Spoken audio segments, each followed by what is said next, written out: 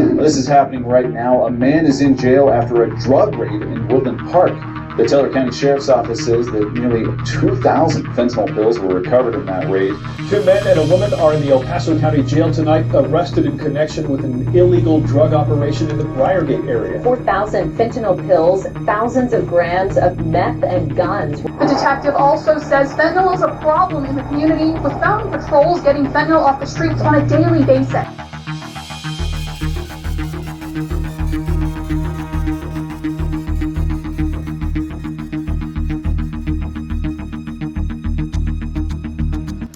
So opiates are a drug class, and we often call them narcotics.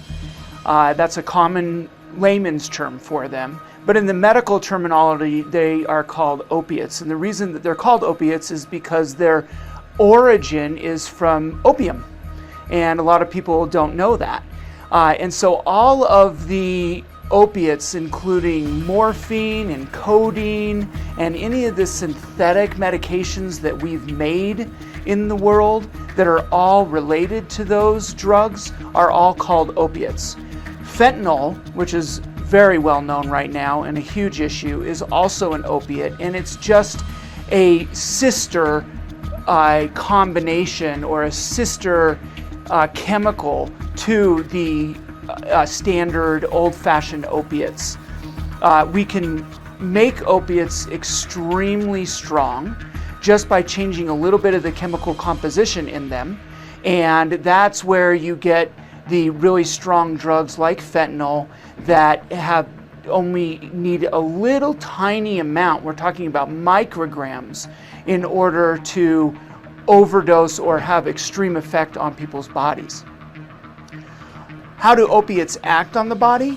Well, what they do is opiates enter the body and they attach all over the body, including in the brain and in other parts of the body, to what are called opiate receptors. And some people ask, well, why do we have opiate receptors? Well, we actually make natural opiates in our bodies. A lot of people don't understand that.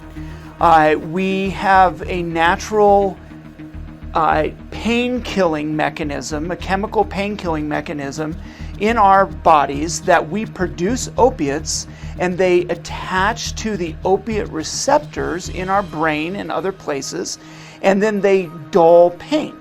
And so those opiate receptors are there for our internal opiates that we make, and they're also there for the opiates that we may be putting into our bodies as medications or as drugs. Opiates can enter your body in many different ways. You can inhale them through your nasal passage that goes right through into your blood-brain barrier. You can ingest them and then they go into your bloodstream. You can inject them into your muscles and then they'll distribute, or you can inject them right into your brain. Right into your vein. No matter how you get them into your body, they're going to have the same effect. Sometimes it will take longer, for instance, if you ingest them, rather than if you inject them into your vein or put them into your muscle. It's very popular for people to inject these medications. It's also very popular for people to crush them up and snort them. One thing that I'd like to bring up, which is more of a myth, is that although not impossible, it is not very common to be able to absorb opiates through your skin and have them have a significant effect on the body. Now that can happen in rare circumstances, but the hype and the myths that you could just touch a little dusting of fentanyl and immediately stop breathing, that is something that really is not medically true. So what opiates do is they go into your body and they attach to the opiate receptors, and those opiate receptors basically dull the pain response. They get in the way of the chemical pathways that cause pain, is one way to say it. And they will actually make you not care about the pain as much. It's not that you don't have pain, it's that they make you not care about it as much, which is very interesting. Another thing that opiate receptors do is that they decrease your respiratory drive. All right, now this is not something that you would normally think of in a pain medicine, but these opiate receptors in the bodies also serve other pathways. And one of the pathways that it goes down is that it has a subduing effect on your respiratory drive. And so when you get a lot of opiates in your system, it will decrease your body's desire to breathe, and that's called a respiratory drive, the drive in your chemical drive in your body to take breaths. And so the more opiates that you stack up in your system, the more risk that you run to breathe more and more slowly because your respiratory drive has gone down. And then if it's bad enough, you can actually stop breathing altogether and become apneic.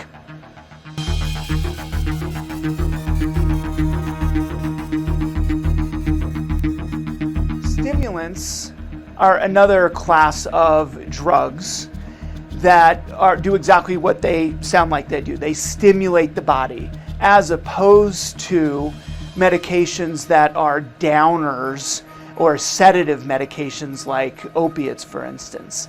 And so stimulants actually enter into your body, and they can enter into your body in many different ways. You can inhale them. You can ingest them and have it go into your bloodstream. You can inject them into your muscles. You can also inject them straight into your veins. No matter how they get into your body, they all do the same thing. They may just do it at different speeds. And depending on the type of stimulant, some stimulants are more powerful than others. So for instance, methamphetamine, that's a stimulant. Cocaine is a stimulant. Crack cocaine, which is sort of a sister drug to cocaine processed in a different way, is stronger and faster acting than cocaine, but they all do the same thing. Also, for instance, Adderall, which I bring that up because that is a medication that is a pharmaceutical medication used all over the world all the time for ADHD and other illnesses. And that is a stimulant. That actually has the same baseline chemical composition to methamphetamines. Now, I'm not trying to scare everybody about you if you have a child or somebody or a family member or you take Adderall. I'm just trying to let everybody know that these are all chemically related and they all ultimately do the same thing in the body, which is that they attach to the neurological system and they stimulate neurological chemicals in our brain to release at very, very high levels. Now, it's important to know that we have all of these release mechanisms and neurochemical stimulants already in our body. Okay, now I'm not saying we have cocaine in our body. What I'm saying is that cocaine or meth will go into your body and it stimulates, for instance, dopamine release. Okay, that's not the only type of chemical that it releases, but it's just an example. Dopamine is a type of neurotransmitter in the brain, along with other ones like serotonin. And when you release these on a very, very large scale, very quickly, it really stimulates our brains. And that's what stimulants do. And so the more stimulant that you take, or the ones that are much stronger, the more acute stimulation you're going to get inside your brain. Another thing is that these types of receptors that the stimulants affect, they not only affect your brain, but they affect your heart. And so they attach to receptors on your heart, and they can make your heart beat very, very quickly, and your blood pressure rise, and other things like that. And that's why when people take stimulant drugs, especially if they are high concentration illegal drugs, they can become very, very excited, very stimulated. Their heart is racing, they're sweating, breathing quickly. Those are all effects of the neurotransmitters and the other types of chemicals that are being released into the different organ systems in your body.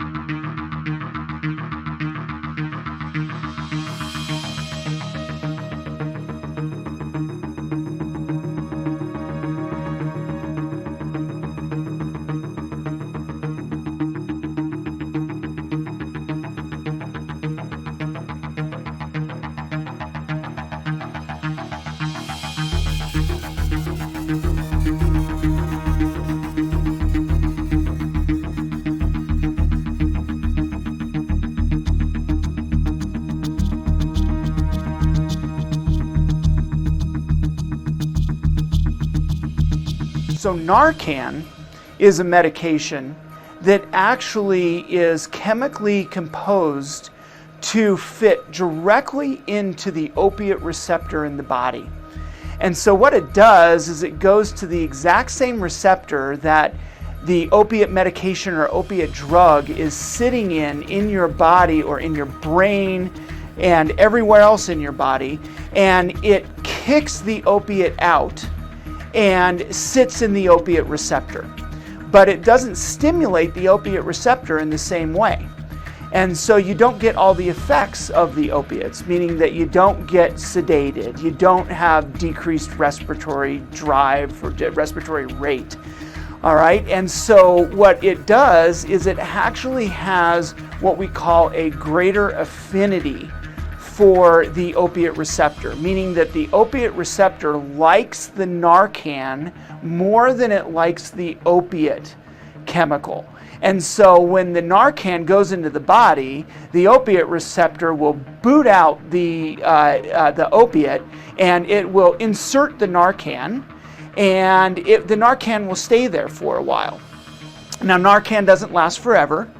Its half-life only lasts, several minutes. And so what happens is when you give somebody Narcan, it will immediately go into the opiate receptors, boot out all of the opiates, and somebody will go into what we call hyperwithdrawal. Okay, and so all of the things that are stimulated by the opiates, like the decreased respiratory drive and the sedation, that will all almost instantaneously end, because no more opiates are in the opiate receptors and it's only Narcan. And that's why people will wake up very, very quickly from Narcan. And so you give somebody Narcan, and you can give it through a vein, and most popularly nowadays you can give it through your nose, and in very, very small concentrations or small volumes of high concentration. You can put it into your nose, and it will immediately pass the blood-brain barrier and get into your brain and have immediate effect. And so Narcan will immediately reverse the effects of opiates on our system, which is really what we're trying to do, because ultimately what gets people in the most trouble with opiates life-wise, is that it reduces your ability to breathe and it can stop you from breathing. And so if we get the Narcan into them, that will immediately be reversed. But we have to be wary and understand that the Narcan may last 30 minutes, an hour, and then it slowly disassociates itself from the opiate receptors in the body, and it's no longer as good. And then if you still have opiates circulating around in your body, and the opiates are longer acting than Narcan, then they can come back in to the opiate receptors and start taking over from the Narcan. And that's why sometimes we need to give somebody Narcan, and then it wears off and they start getting sedated again and start breathing much more slowly or stop breathing, and then we have to give them Narcan again.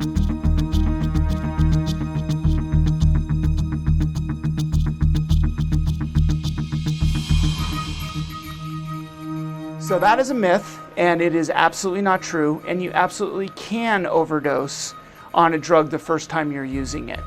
There are drugs out there, such as fentanyl, that are so strong that even a very, very small dose can be a lethal dose. And so even the first time that you take one of those that type of drug, you could potentially be at risk for dying.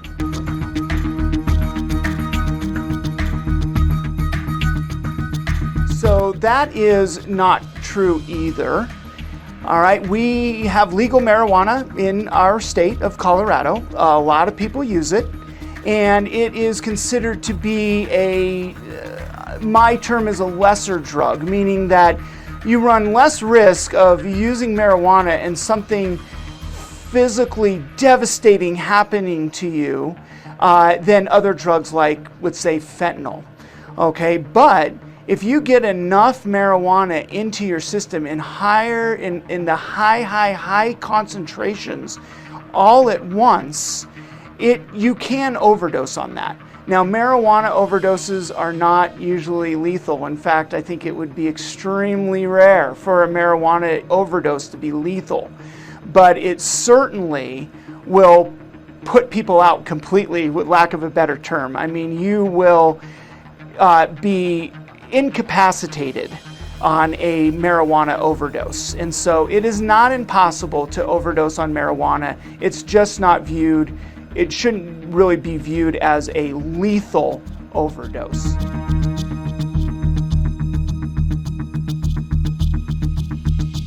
Okay, so let's define overdose as overdosing and having the potential for dying. Okay, this myth is not true. If you use drugs all the time, yes, your body can build up a tolerance for that particular type of chemical in your body so that you would need more of that drug in order to get the same effects of the drug over time. So for instance, if you just used one pill of a drug when you first started and you got a certain high or a certain sedative effect, if you use it a lot, you may reach a point where you need 10 pills now or 10 times as much to get the same effect that you used to get from one pill or 1/10 the amount of the drug. All right, and this is the same for illicit drugs as it is for some prescription drugs. All right, but you do reach a point that even with the tolerance that's built up in your body chemically and biologically, that you can actually take too much of a drug one time, or that your body, the medication or the drug builds up in your system, and you sort of are right on the fence in that teetering point, that one more dose of that medication will actually send you over the edge and you can overdose and die from it.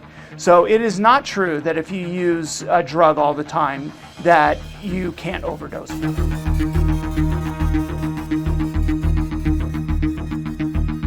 Narcan, or naloxone, which it's called generically, is a medication that only reverses opiates, pure opiates. The medications that are derived directly from opium, from the poppy, and they have derivatives or original medications like morphine and codeine, and now we think of them as hydrocodone and oxycodone and fentanyl, and all of these different chemical compositions of the same type of a drug, which are all called opiates. And Narcan specifically reverses opiates and nothing else. It will not work on a methamphetamine overdose or an alcohol overdose, or even if somebody takes a benzodiazepine like Valium or Klonopin or any other drug, Ativan.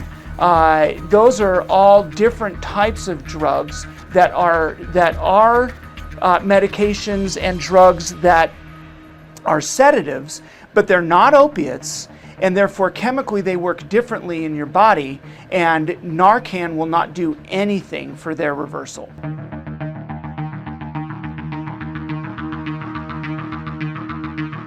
Please understand that that is absolutely not true. A lot of the overdoses, unfortunately, that we deal with in our society are overdoses and deaths from use of prescription medications. If you take codeine or oxycodone or hydrocodone or any other combination of opiate medications that come in standard pharmaceutical pain medicine, that pills that are prescribed by a physician, if you take too much of that or too much of it builds up in your body for your particular biology, you can have the same overdose effects as if you were using fentanyl off the streets, and they can stop you from breathing and you can die. And so that's just one example. Another example would be Adderall.